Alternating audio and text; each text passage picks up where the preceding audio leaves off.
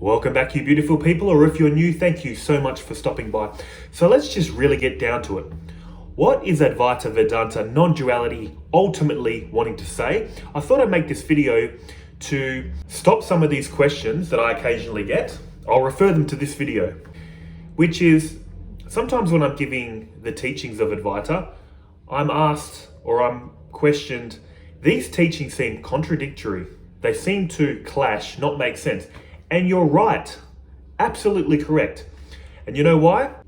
Because we're trying to speak about a truth that is prior to language. We are trying to speak about a truth that is undivided, that language divides up into thinking, language, concepts. We can't get around it. If we ask questions in language, we have to answer it in language, and it's ultimately going to be false. So what is the ultimate teaching, the ultimate doctrine of Advaita Vedanta? It's basically called Advaita Vedanta, which translates to the doctrine of no creation, the doctrine of no birth. What they're basically trying to say is, at the absolute level, which you are, there is no coming and going. There is no birth and death. What doesn't exist in the beginning and the end never existed in the middle. There is no one that is enlightened. There is no one trying to achieve enlightenment. There's no one suffering. There's no one in peace. They're basically saying all this is made up. All this is a story. Anything that exists in the realm of language is made up. Even spiritual teachings. They're not going to be biased towards spiritual teachings. They say, yes, even spiritual teachings are made up. Now you're going to be asking, well, why am I listening to this stuff then? If everything's made up, what's the point of all this? Because if you've ever heard the word Maya in Hinduism, what does Maya ultimately mean? It means, it's got many translations. It means the mind, to measure, magic, illusion. This Maya veils our true nature as pure, undivided awareness. Prior to all language, prior to all concepts, there is a veil of illusion that we're currently experiencing. Now, the knowledge that we get in this world traps us deeper into the illusion. Spiritual knowledge eventually, even though it's illusionary as well, gets us out of the illusion, allows us to see it appears to be real, but it's not as real as I used to think. In other words, they're saying, you have imaginary problems. This life is a big dream. So you've got problems in this dream, so we're giving you dream solutions. And we've got to be really careful with this. We have to be really honest with ourselves. Our ego has a very sneaky way of taking these higher teachings and applying it to itself. In other words, when I've got problems, I'm really invested in fixing them. But when other people have problems, when the world has problems, oh, it's all a dream, don't worry about it. This is the sneaky ego.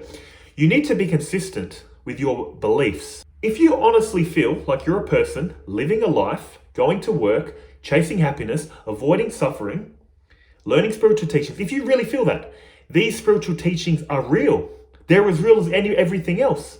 You really feel like you're a person, you really feel like you have family, you really feel like you're going to work, these teachings are real on that level of reality. But once you realize it's all a dream, it's all an appearance, then you can honestly claim the teachings of spirituality are false. Imagination, just like everything else in life. You have to go all in one way or the other. Are you all in to it's all an illusion, or are you all in that it's real? You can't do half-half. This is what the ego tries to do. So taking it back to the beginning of this video, when I was saying no birth, no destruction, what didn't exist in the beginning or the end never existed in the middle, how does that even make sense? Well, think of reality from the viewpoint of a movie. Imagine, now this is just an example, I'm not saying this is what's literally happening. Imagine if you were a self-aware movie screen and this world has been projected out of you. You're a self-aware movie screen that this movie of life started playing on. From the point of view of the movie, a lot's happening, isn't it? We're going to work, we're going out having fun, we're facing challenges in life, we were born, we're getting old, we're going to die, we're trying to gain enlightenment. This is all true on the level of the movie, but from the level of the screen, remember in this example, you're a self-aware screen that a movie started playing on. From the point of view of the screen, is anything really happening? Everything you're experiencing is just screen. Every bit of the movie is made from screen. There appears to be time passing, there appears to be space, but it's all an illusion from your screen-like nature. This is what they're getting at. The ultimate teaching is saying, what birth, what death, what unenlightened, what enlightened, what problems. From the level of the screen, there is none of that. It's always been the screen, will be the screen, always is the screen. There's nothing to add to it. Nothing it can add to it, nothing it can lose. But again, we need to be honest with ourselves. If we really feel like a person, all the teachings, all the practices in the movie still apply. For the character, these practices apply until you realize you're not the character. But don't be so fast to feel like you're not the character. The ego can take these teachings, like I said, and manipulate them. Really be honest with yourself. You won't get lasting peace and happiness if you're just believing, yeah, I'm the screen, I'm pure awareness, but you don't actually feel it. That's the thing. What is more important in life, ultimately to us? What we feel. We know a lot of things that we should be doing, but are we doing them? No, a lot of us aren't. A lot of us aren't eating healthy, exercising, being a good person. There's a lot we know we should be doing, but we're not, because it depends on our feelings. We do what we feel like. We do what we want to do. If you see my videos on free will, that's what I'm talking about. We're guided by our wants. We know what we should be doing, but we don't want to do it. Come on, let's be honest. That's why I thought I'd make this video, just to remember that these teachings, if you ask questions on this relative level, you're going to get a relative answer. Is it ultimately the truth? No, it's not. But nothing in this world is ultimately the truth. You know what the truth is? You're the truth. You're pure essence, pure consciousness. Here's two good examples. The ancient Chinese philosopher Zhuangzi, he had a dream that he was a butterfly. Then he wakes up. You know what he said to himself? Am I a philosopher that dreamt he was a butterfly, or am I a butterfly dreaming I'm a philosopher? He's basically saying, what's real? Am I a philosopher or a butterfly? Another great story is the story of King Janak. He was a mighty king, a mighty ruler, who fell asleep, dreamt he lost the kingdom, dreamt he was exiled by his enemies. Then he eventually woke up, and you know what he was yelling out? He was saying, is this true or is that true? Is this true or was that true? What did he mean by that? It's like the butterfly story. He's saying, am I really a successful king that dreamt he lost the kingdom and was exiled? Or have I really lost the kingdom and have been exiled, and this is a dream, that I have reclaimed the throne? He didn't know. And then do you know what the wise sage at the time said to him? Basically what he told him was, King Janak, that dream was unreal, that you were in exile, that you lost the kingdom. The king went, oh, thank goodness.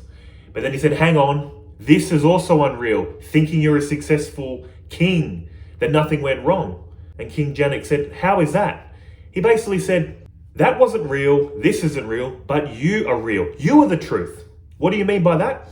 Your essence, pure consciousness, is lighting up this experience of the waking state. When this experience of the waking state drops away, you experience a dream. You are lighting up the dream. You are lighting up the waking state. You are lighting up the blankness of deep sleep. Your essence is real, is truth, that shines its knowing presence, knowing light on objective experience, making it apparently real. You might feel like, yeah, but the waking state feels real. The dream doesn't feel real because you're in a sense cheating. What moment of the waking state feels really real? This moment right now.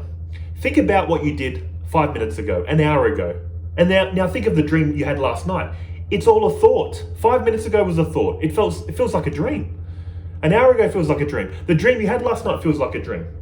What I'm saying is you can't compare the dream state, which is just a thought, to this moment right now. Because when you do fall asleep and start dreaming, you feel like the dream is real. Otherwise, you'd be lucid in every dream.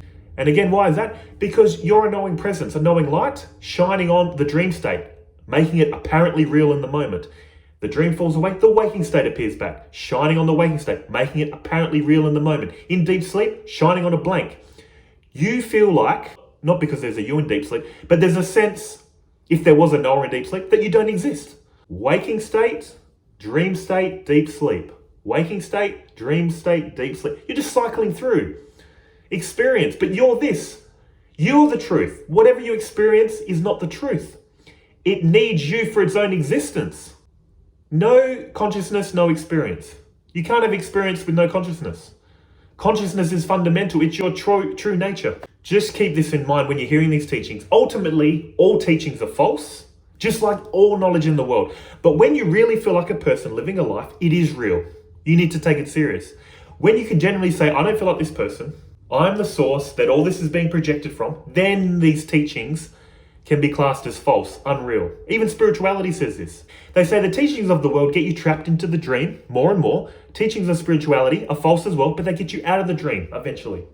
So just keep this in your mind when you watch my future videos or any teacher on non-duality. I'm going to refer people back to this video if they ever ask me the question. These teachings seem contradictory because, again, you can't speak truth in language. Language is dualistic. Is it yes or is it no? Is it black or is it white? It's both. Language is dualistic. Language arises in pairs out of your true essence. It's like sound and silence. Do you know sound? Yes. Do you know silence? Yes. That's because you are prior to sound and silence. These are opposites, sound and silence, but you know both. So I hope this made sense. I hope it clears a lot up. You don't have to understand it yet, but realize that's where these teachings are driving at. Ultimately, it's all false. All these teachings are made up. But like I said, some of these teachings are to get you out of the dream to realize it's all made up. But don't skip ahead. You generally need to realize it, not believe it. Because belief will do nothing for you. You need to know it. 100%. As always, thank you guys for liking, commenting, sharing, and subscribing. I'll see you again in the next video. But until then, take care of yourselves, okay? See ya.